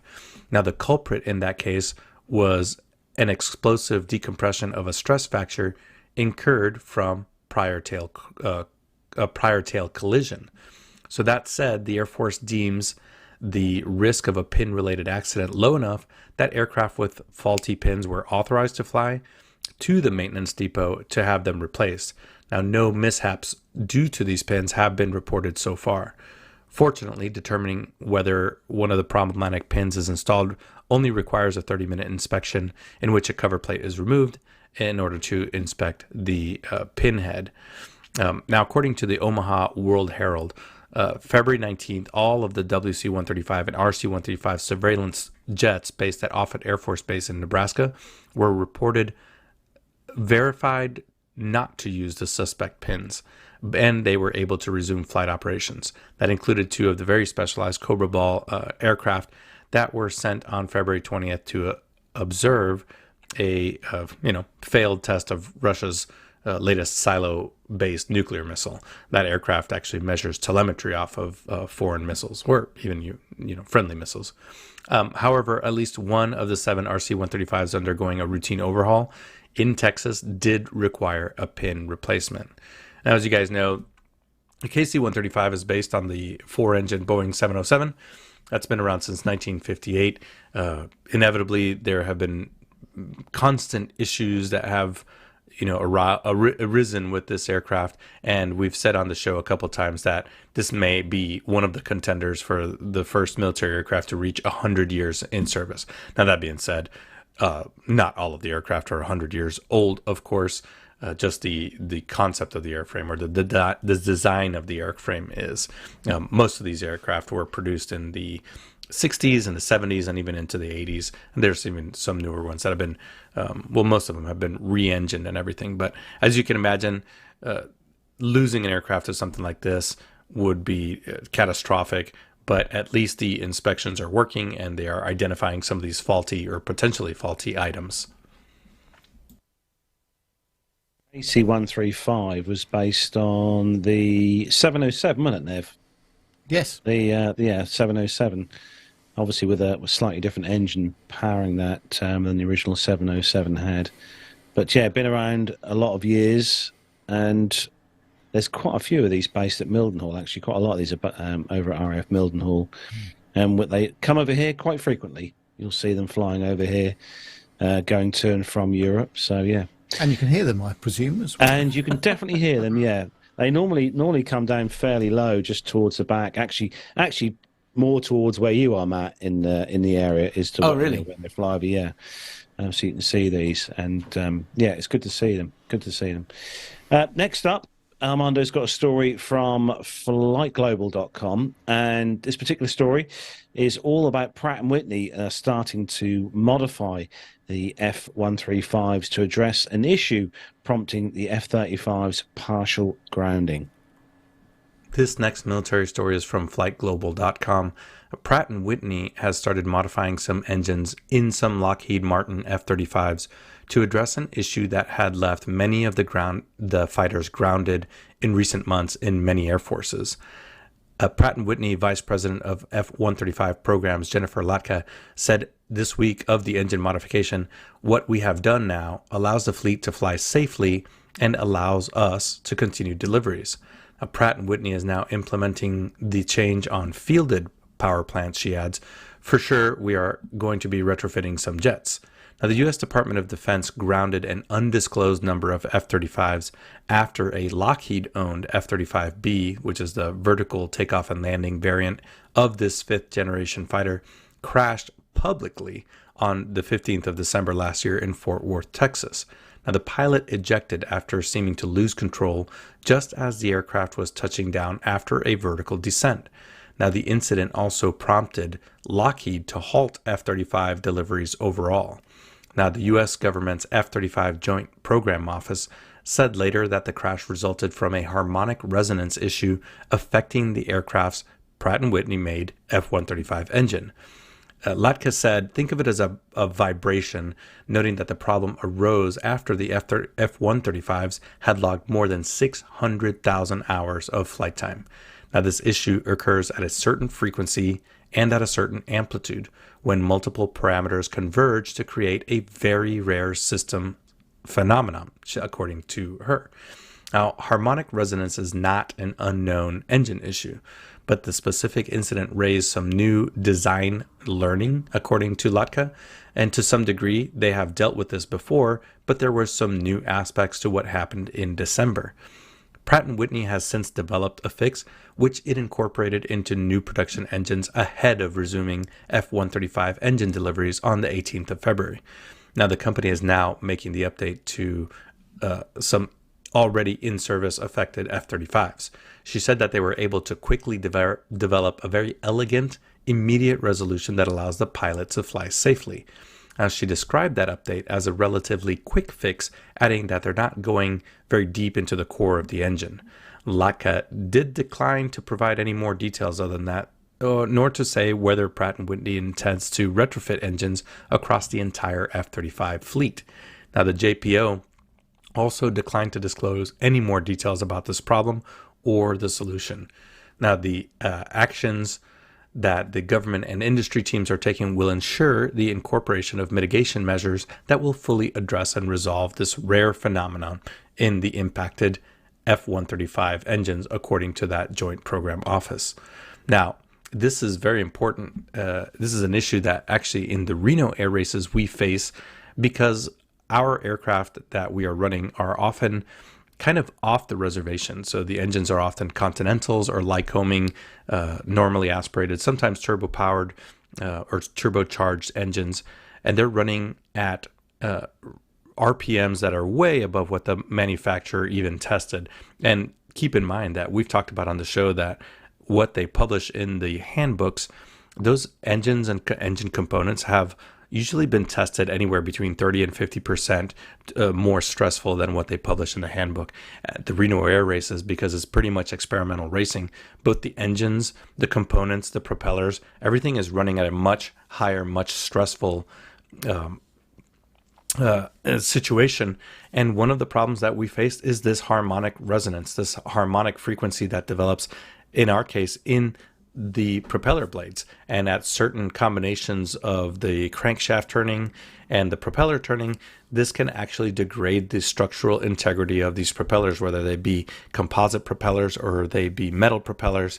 And sometimes that kind of stuff hasn't been engineered or tested by the factories. And there are actually a couple examples in the Reno air races of propellers just departing the aircraft because of this harmonic resonance.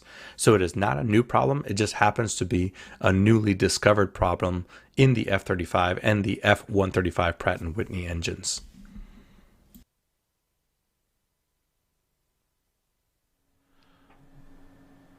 Hello.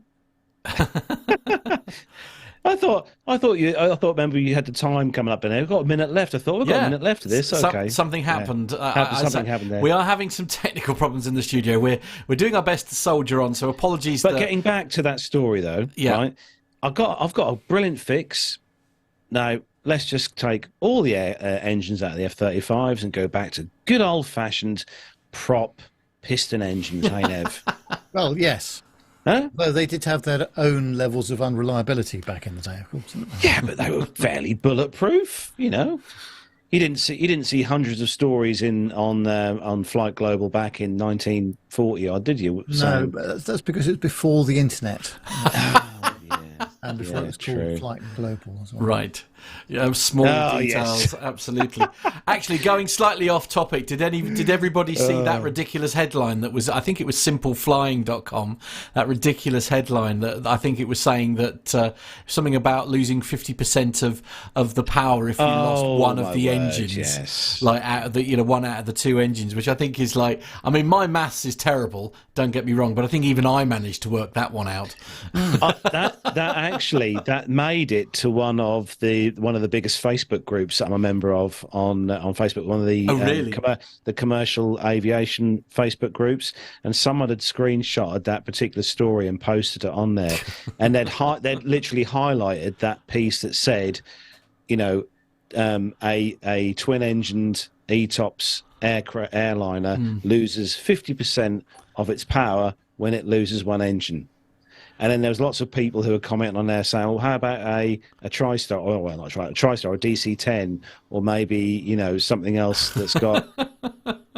Yeah, it was an unusual route for them to go down. Well, I must admit, I'm personally a really big fan of simpleflying.com, and even I went, that's a different story. Yeah, it's a funny headline to put on a story, that's for sure. Yeah, especially when your target audience is aviation enthusiasts and or experts. Before we move on, I would love them to work out the percentage of engine loss if you lost one engine on a B-52.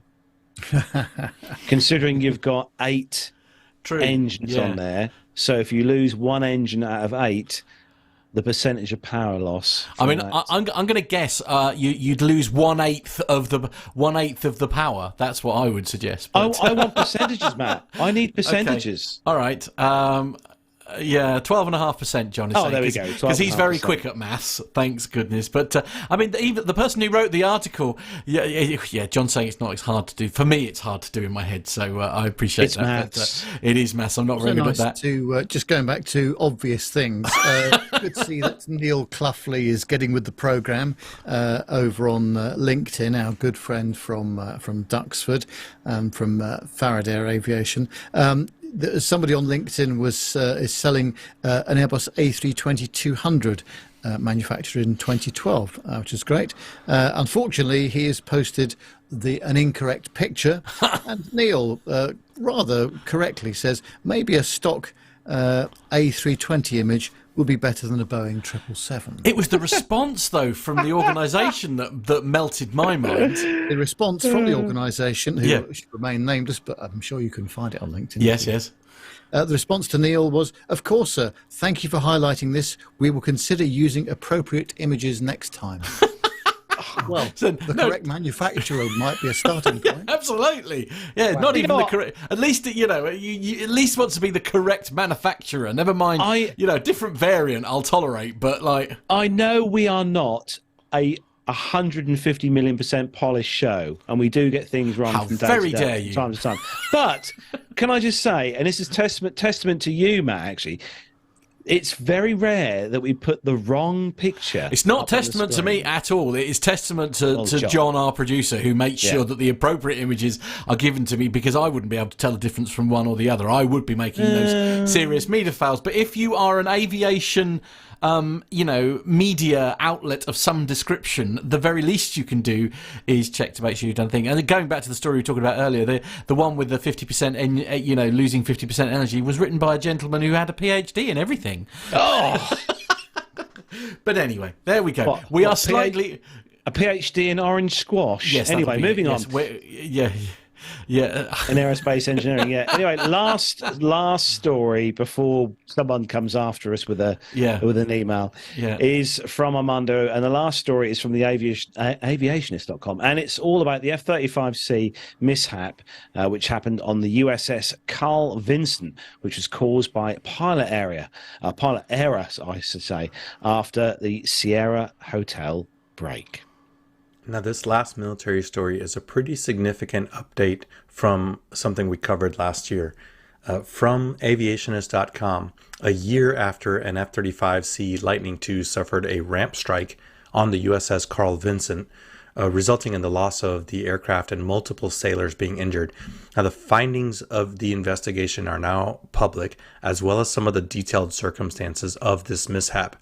The investigation report obtained by USNI News shows that the pilot did not activate two landing assist tools that are built into the F-35's avionics, resulting in a less than ideal speed during the final approach to the aircraft carrier. Now, the crash happened on January 24, 2022 at approximately 16:30 local time while the USS Carl Vinson was operating in the South China Sea. Now, the official investigation was completed and released on February 16, 2023. Now, while the investigation pointed out that the cause of the mishap was found to be pilot error, it also pointed out that the error was not the result of reckless actions or malicious intent. Now, the report did say that the mishap pilot attempted an expedited recovery brake overhead the carrier, which is an approved and common maneuver, but the mishap pilot had never performed this maneuver before, and that it reduced the amount of time to configure the aircraft and conduct landing checks, according to this report. As a result of the compressed timeline and the mishap pilot's lack of familiarity with the maneuver, the pilot lost situational awareness and failed to complete his landing checklist. Specifically, the MP, the mishap pilot, remained in manual mode when he should have been, and he thought he was, in an automated command mode designed to reduce pilot workload during landings. Now, the pilot on his first deployment is defined in the report as one of the top performing junior officers in Carrier Air Wing 2, with about 650 hours under his belt, of which 370 hours were in the F-35 Lightning II. Now, when the mishap happened, the pilot was returning from a routine 4-hour mission with the call sign Jason 406, accompanied by another F-35C acting as the flight lead. While they were returning to the aircraft carrier, the pilot requested to perform the so-called, well, for the purposes of this podcast, we're going to say Sierra Hotel break for the first time. Now, here's what the Aviationist editor David Seniati wrote about the Sierra Hotel break in a story of December 2022. This break is the tight turn performed by an aircraft recovering aboard an aircraft carrier to enter the downwind leg of a traffic pattern, or a circuit as you guys call it over there in Europe.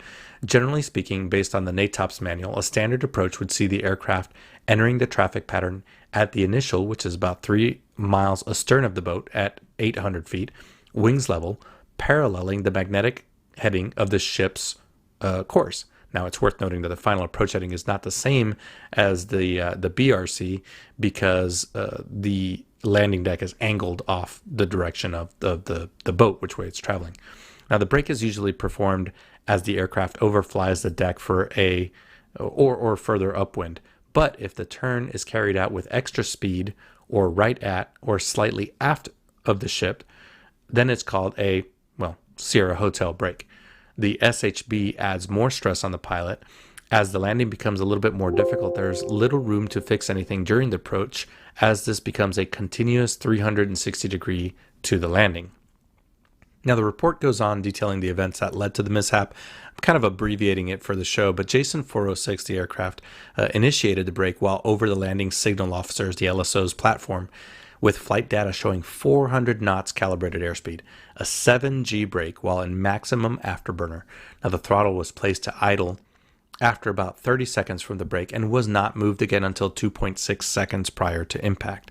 Now, the mishap pilot explained that he was trying to avoid a wide approach pattern by maintaining his pull, aka keeping G's on the airplane, in an attempt to get below 300 knots airspeed, which is the landing gear extension speed limit for the F-35. Now, he described pulling the ship to the nose at the 90 and then dropping the landing gear as he targeted the appropriate groove distance. After dropping the landing gear, the mishap pilot put down the arresting hook, but he could not recall selecting this mode called the APC. Now, the APC is one of two landing assist tools that the F-35 provides to assist pilots during a landing on an aircraft carrier. That's called Approach Power Compensation Mode, and the Delta Flight Path, DFP. Now, when activated, the DFP automatically adjusts the throttle to keep the aircraft on the correct glide slope to land on the aircraft carrier, while the APC, or this power compensation mode, maintains the aircraft's angle of attack. Now, the mishap pilot did not remember selecting or confirming that he had selected APC for landing. That's according to the investigation. The pilot stated that he did not select the DFP because he was working hard to get the airplane slowed down to the optimum approach angle of attack on glide slope and on centerline.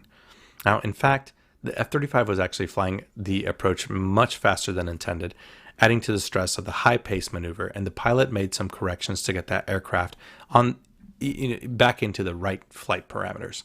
Now, as the F-35C approached the optimum approach angle of attack and speed, the pilot attempted to add power by increasing the aft stick input and realizing that the jet was extremely underpowered as it kept slowing down and descending. The pilot first set the throttle to military power and then maximum afterburner once he realized that the aircraft was failing to climb. Basically, at this point, he realized it's not going to land and we're not in a good state and not a stable approach. However, the aircraft continued decelerating to a speed of approximately 120 knots calibrated airspeed, and the AOA, or the angle of attack, increased to a 16 degrees before striking the ramp at about 120 knots and 21 degrees AOA. Now, as the investigation found out, the pilot became task saturated during the Sierra Hotel break, and this led to the failure to follow the checklist and activate the landing assist tools, which in turn resulted in the wrong flight parameters for the final approach to the aircraft carrier. Now, as the aircraft impacted the flight deck, the missile rail on the left wing, normally used to carry some AIM-9 missiles, caught the wire and caused the aircraft to start a counterclockwise rotation. Now, this, according to the investigation, likely kept the wreckage from impacting other personnel and the equipment and other aircraft on the flight deck of the USS Carl Vinson, even though one other aircraft was, I believe it was a Growler, was actually affected by some pieces flying off. As we said, when the mishap happened, 6 people were injured during this mishap, including the pilot. The pilot was injured during the ejection, and afterwards he was rescued by an MH-60 Seahawk helicopter that was on standby. Now, the F-35C wreckage was later recovered March 2nd, 2022 from a depth of approximately 12,400 feet. That is very deep in the ocean. So, lessons to be learned from this. The pilot was not negligent, but other pilots can learn from this. And there were some leaked videos of this crash. I don't know that we're going to play them out, but Matt will probably have some pictures there, at least some stills from some of the leaked videos.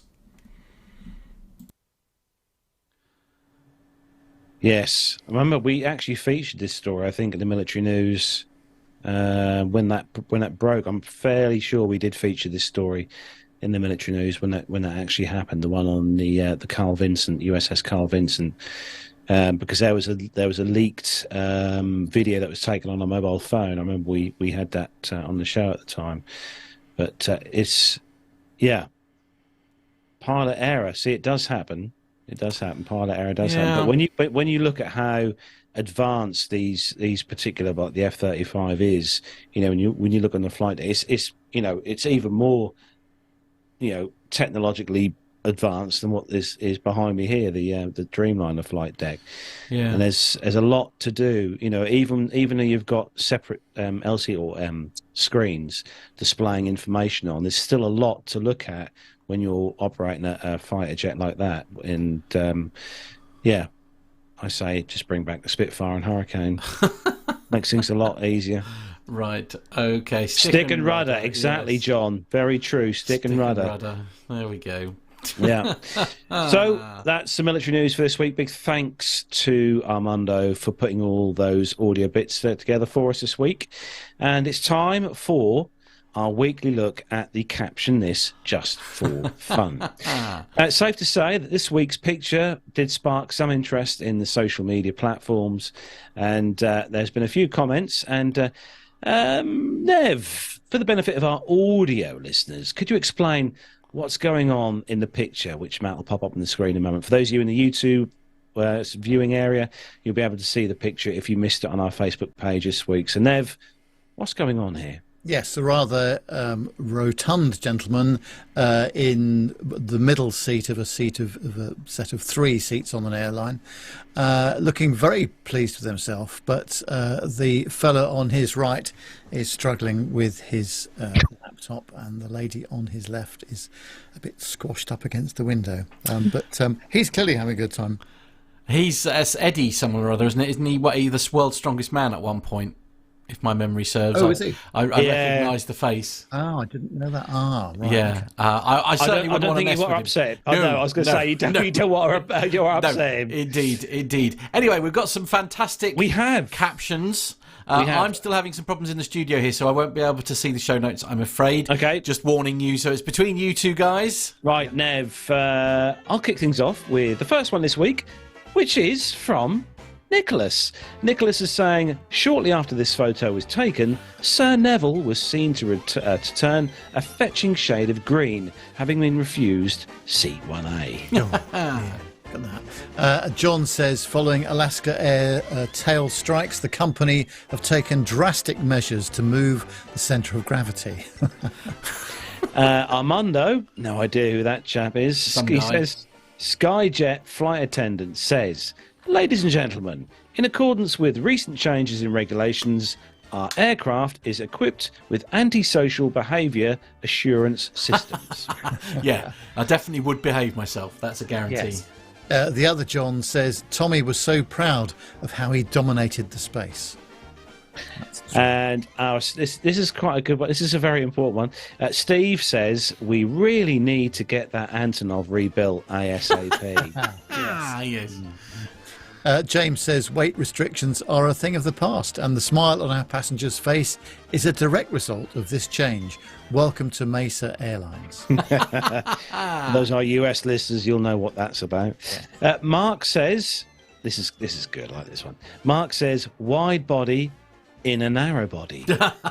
Okay, that's my favourite now. Yeah. Jack says, ladies and gentlemen, we'll be serving plenty of nibbles. Oh, my. And a variety of drinks for your enjoyment on board our flight this afternoon. You didn't flinch once there, Nev. I'm very impressive. Time of arrival is 3 p.m. Very good, Jack. Very good, Jack. James G says, how to make a 737 look like a Cessna. Very true. Yeah. If you've sat in a 150 next to someone on that side, it's cosy, yeah. Yeah. In fact, you do end up overlapping elbows and arms slightly, don't you? Yes, you do, yeah. In a Cessna. Finally, Ian says, who needs to pay for priority boarding? Quite, absolutely. Just do as you're told. Okay, we've got some from the chat room here then. Richard Adams is saying, Virgin's new uniform policy has resulted in heavier built cabin crew than they had previously.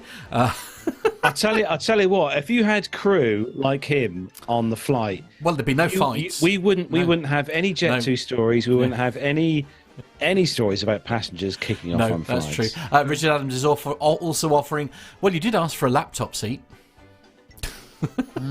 I mean, he does look very comfy. Yeah, absolutely. I'm beginning to wonder if it's a staged photograph, because I'm quite sure that Eddie wouldn't be in cattle class. That I am fairly sure. My only concern is, and I know this is a concern of many passengers these days, Who's got the armrest?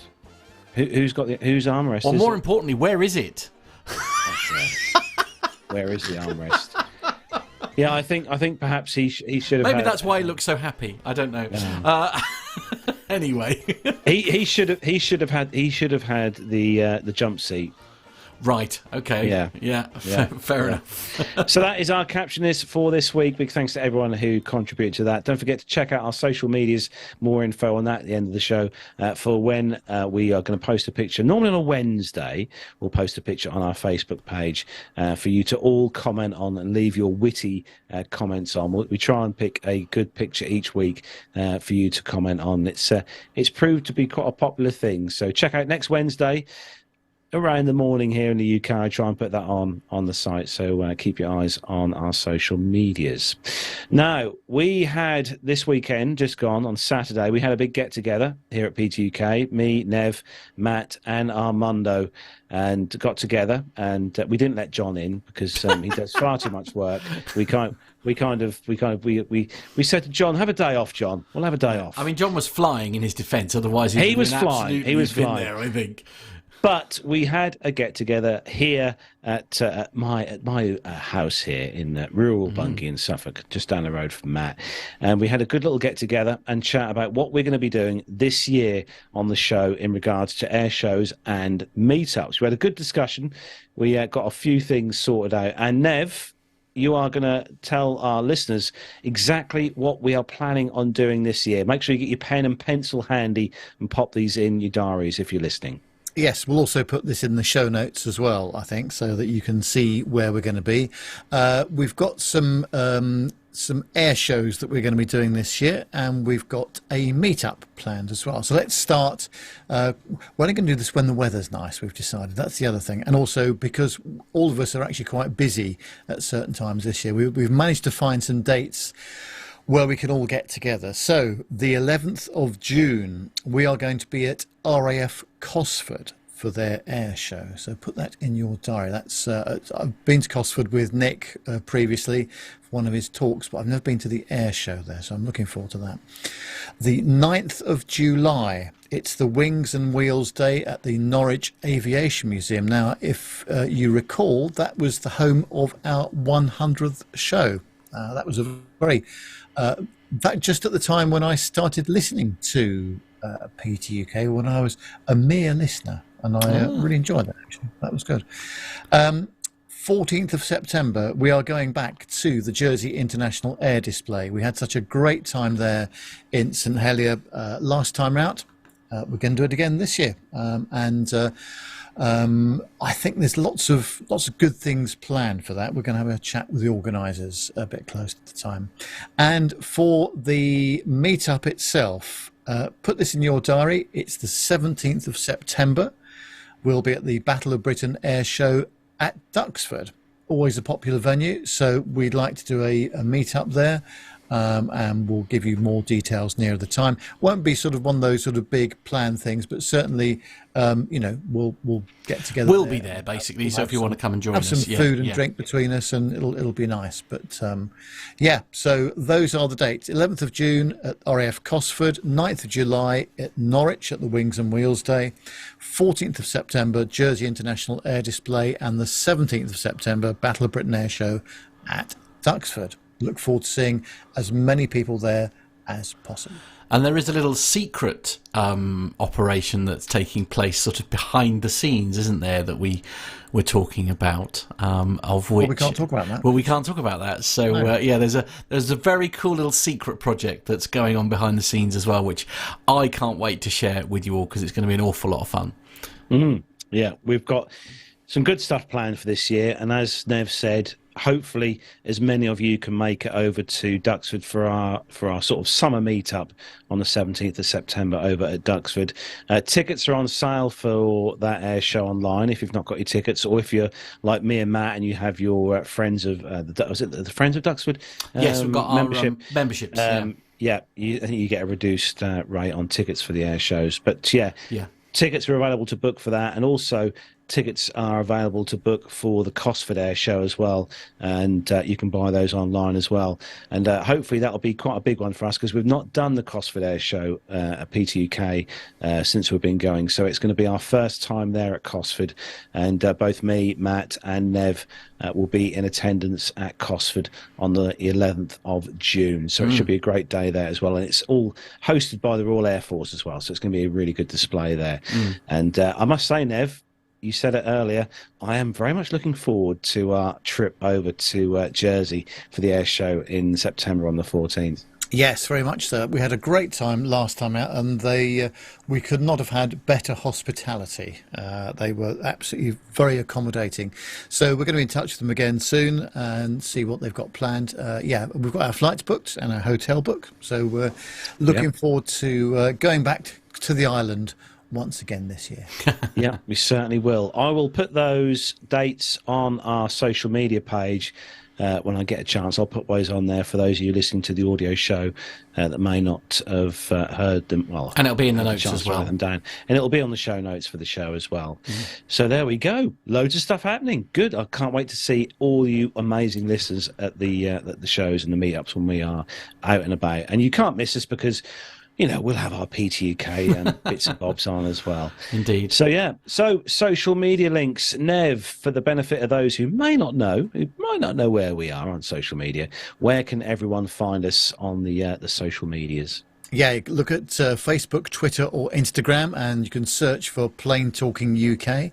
Our WhatsApp number, +44 757 224 9166. That's +44 757 224 9166. You can email the show, podcast@plaintalkinguk.com, and the website is all the W's, plaintalkinguk.com. You can subscribe to our YouTube channel, of course, and you'll get notifications when we go live. And there's obviously our chat room, which you can see in there as well, for those of you that are live at the moment. Just go to youtube.com, search for Plain Talking UK. If, like Carlos, you do a lot of your shopping with Amazon, you can go to the Amazon, go to our website, and you'll find there's a link to Amazon shopping on there. We get a small referral fee if you want to do it through that method. Also, you can become a Patreon as well, or by paying us by PayPal for helping us keep the studio costs going, and you know, the usual running costs that we have by doing a podcast like this. So that's available on Patreon or PayPal on our website, plaintalkinguk.com. Yeah, and quick round robin before we finish. We've got a few minutes. Nev, what are you up to next week? Because I know you're getting back on the old 1A. Yes. Yes, although there's only 3F available at the moment. So so I'm just going to, perhaps we'll get nearer to the time. But Wednesday I'm off to Edinburgh for 3 days. I will not be on the show, unfortunately, on Friday because I should come back quite late, right in the middle of the rush hour traffic at Heathrow and therefore the M25, which will be highly boring. So I won't see you next week, but I should be doing some flying on the BA Metal, as always. Matt, what's going on in the world of Smith next week? Not a lot, really. Fairly quiet week. And just sort of on the phones this week. That's this week coming. So if you phone Naked Wines, you might be terribly unlucky and get me, because I'll be about as much used to you as a chocolate teapot, but I will at least be there. So that's it, really. Not really much, and probably a bit of radio somewhere in there as well. So excellent. And I shall be driving around Monday. I'll be in the countryside, doing a bit of countryside driving, local stuff on Monday. I'm quite looking forward to that, because I do like it. I'm going around Ed Sheeran country, Matt. Oh, right. Very good. Yes, well I'm looking forward to that. So that's it. That's we're going to bring episode 446 to a close. Big thanks to everyone who's joined us in the YouTube chat room this evening. Thanks to everyone in there for joining us on this Friday night. Don't forget to join us next Friday, 7 o'clock, here on YouTube for the next show, episode 447. And a big thanks as well, not forgetting everyone who downloads the show as an audio podcast each week. Thanks to all you guys and girls out there who listen to us through your various podcast players each week. And don't forget, while you're there, there, if you get a spare 5 minutes, just leave us a little review on the podcast sites, as it does give us a little boost on the old charts as such. So, yeah, that's where we're going to bring 446 to a close. Take care, everyone. Have a great weekend, whatever you're up to around the world.